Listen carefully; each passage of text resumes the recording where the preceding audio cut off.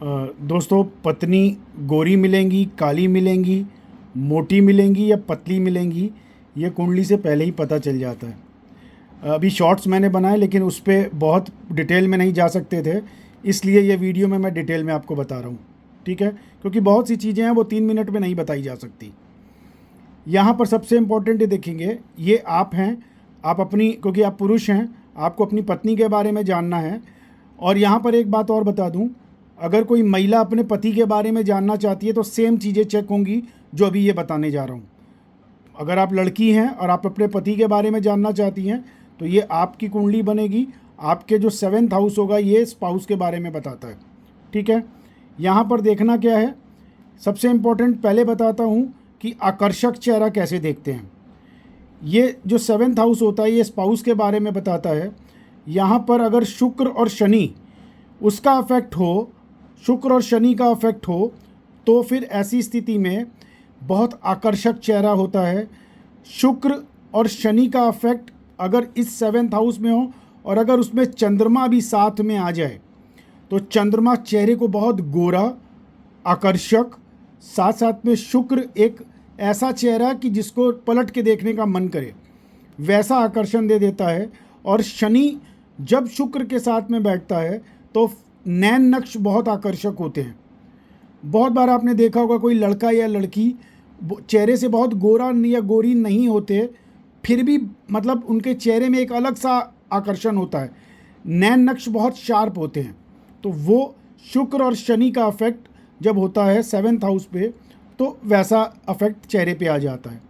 अब अगर चंद्रमा उस पर, जैसे मैंने पीछे बताया, चंद्रमा उस पर साथ में आ गया तो गोरापन भी बहुत ज़्यादा दे देगा। अब तीनों में से कौन सा ग्रह ज़्यादा पावरफुल है, किस नक्षत्र में है, ये सारी चीज़ें देखी जाती हैं। ठीक है, अब दूसरी चीज़, मोटा कैसे देखा जाता है या मोटी लड़की होगी कैसे देखते हैं।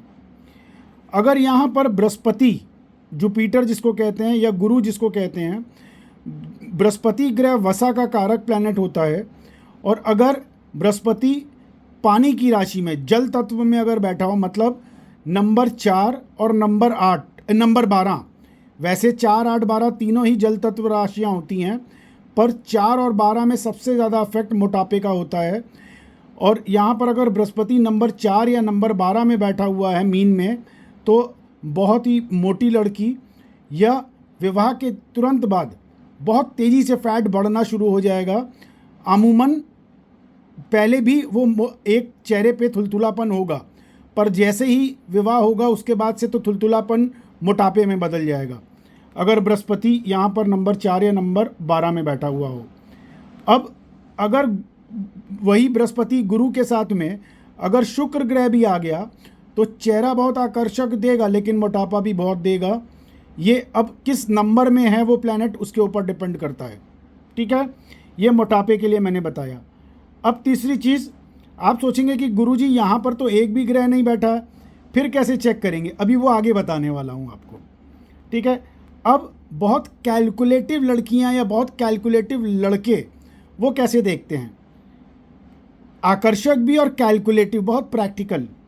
जब यहाँ पर बुध बैठा हुआ, अकेले बुध बैठा हुआ हो या बुध के साथ अगर शुक्र बैठ गया, खास तौर बुध अगर नंबर 3 या नंबर 6 में हो, यहाँ जैसे नंबर 1 लिखा है, यहाँ 1 की जगह 3 या 6 लिखा हुआ हो और बुध वहीं पर बैठा हुआ हो, वैसे लड़के या लड़कियाँ बहुत प्रैक्टिकल, बहुत कैलकुलेटिव, मनी माइंडेड, पैसा पैसा पैसा उनके दिमाग में हर समय रहता है।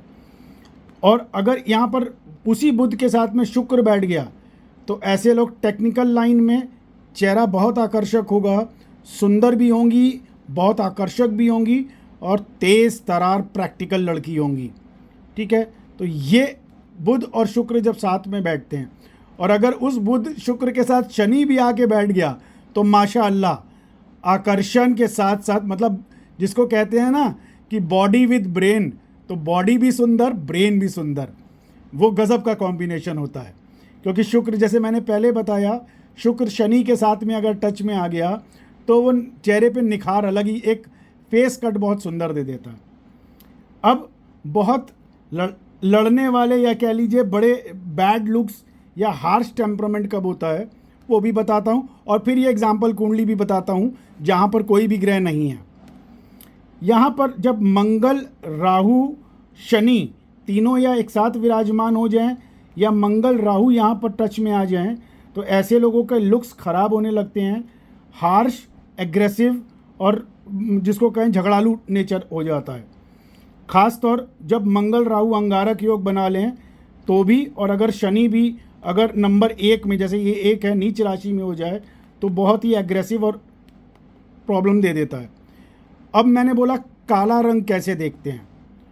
काला रंग और पतली, तो काला रंग जब यहाँ पर शनि का इफेक्ट बहुत ज़्यादा होगा, शनि और राहु का इफेक्ट बहुत ज़्यादा होगा, या शनि और राहु साथ में बैठे होंगे या शनि अकेले बैठा होगा, तो एक तो अधेड़ उम्र की लड़की मिलेगी, मतलब आपकी उम्र से ज़्यादा।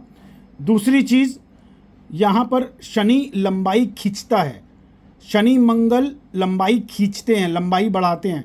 ख़ास तौर अगर मंगल की राशि में शनि बैठा हुआ हो या शनि की राशि में मंगल साथ में बैठ जाए, मंगल शनि की युति कहीं ना कहीं आ जाए, खासतौर शनि का इफेक्ट ज़्यादा हो जाएगा तो शनि लंबाई खींच देता है। खासतौर नंबर 11 अगर यहाँ पर लिखा हो और शनि बैठा हुआ हो तो पतली और लंबी दोनों होंगी, क्योंकि शनि मोटापा नहीं लेने देता, रंग भी काला कर देता है। और अगर उस शनि के साथ राहु मंगल ज़्यादा नेगेटिव या नीच राशि में बैठे होंगे तो दांत ऊबड़ खाबड़ होंगे, दांत अच्छे नहीं होंगे, दांतों पे बहुत बार कीड़ा लगा हुआ होगा या दांतों में तार जैसे लगी होती है, वो अफेक्ट होता है। अब देखिए, इस वीडियो में बहुत सी चीज़ें मैं जानता हूँ, पूरा 32 साल से ऊपर हो गया ज्योतिष करते, तो इस वीडियो में सारी बातें तो नहीं बता पाऊँगा, लेकिन ये प्रमुख बातें मैंने बताई। अब आप इंतज़ार कर रहे होंगे कि यहाँ पर जो है कोई भी ग्रह नहीं बैठा गुरुजी, अब इसको कैसे चेक करेंगे। आइए इस एग्जाम्पल कुंडली से बताता हूँ।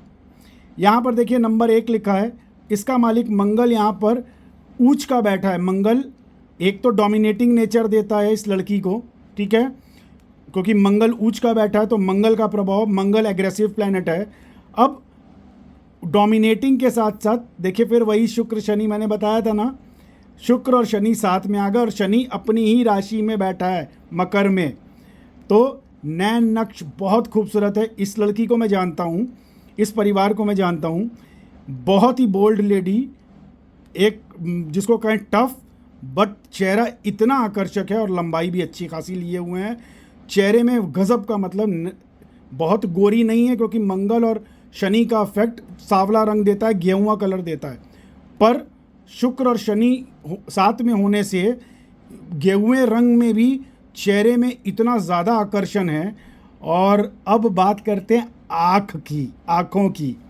देखिए यहाँ पर चंद्रमा, मैंने स्टार्टिंग में बोला चंद्रमा अगर देख रहा हो तो इस पर दृष्टि अगर पड़ जाए, चंद्रमा की दृष्टि भी पड़ रही है शुभ घर से, तो ये नैन नक्श को और सुधार देता है। चंद्रमा अगर डायरेक्टली देखे तो चेहरे पे थोड़ा सा निखार, बट आँखों को एक अच्छा आकर्षण दे देता है। मतलब नैन भी ऐसे होंगे कि पलट के देखने का मन करे चेहरे को।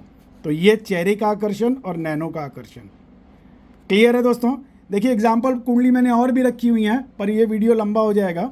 अगर और डिटेल में आप जानना चाहते हैं और भी चीज़ें, आप कमेंट में लिख करके मुझे भेजिए, मैं आपको पूरा वीडियो और डिटेल में बताऊंगा, एक एक नक्षत्र के साथ में बता दूंगा किस नक्षत्र से कैसे चेक करते हैं। ठीक है, मेरे ख्याल से इस वीडियो में करीब करीब मैंने पूरा बता दिया आपको। ठीक है, अच्छा एक आखिरी बात मैं और बता देता हूँ। जैसे अगर यहाँ पे कोई ग्रह नहीं है, अब जैसे यहाँ पे 3 ग्रह बैठे हैं, मंगल के ऊपर शुक्र शनि का इफेक्ट है, साथ में बैठ गए, पर बहुत बार होता है कि अकेले कहीं बैठा हुआ हो, तब करते क्या हैं, इस हाउस पे किस किस ग्रह की दृष्टि पड़ रही है वो देखिए। जैसे यहाँ चंद्रमा की 7th दृष्टि पड़ रही है, वैसे ही हो सकता है इस मंगल पे या यहाँ नंबर 1 से लेके 12 तक कुछ भी हो सकता है। उसका मालिक उसके ऊपर कहीं भी वो प्लैनेट बैठा हुआ हो केंद्र हाउसेज में। शुभ घर कौन कौन से होते हैं वो बता दूं। एक तो ये हो गया, ये हो गया, ये हो गया, ये हो गया, ये हो गया, ये हो गया और ये हो गया। इन घरों में होगा तो शुभ है। ऐसी स्थिति में उसके ऊपर जिस जिस प्लैनेट की दृष्टि पड़ रही है उसके नक्षत्र देखिए, उसकी डिग्री देखिए, जो सबसे ज़्यादा पावरफुल होगा उसका इफेक्ट ज़्यादा होगा।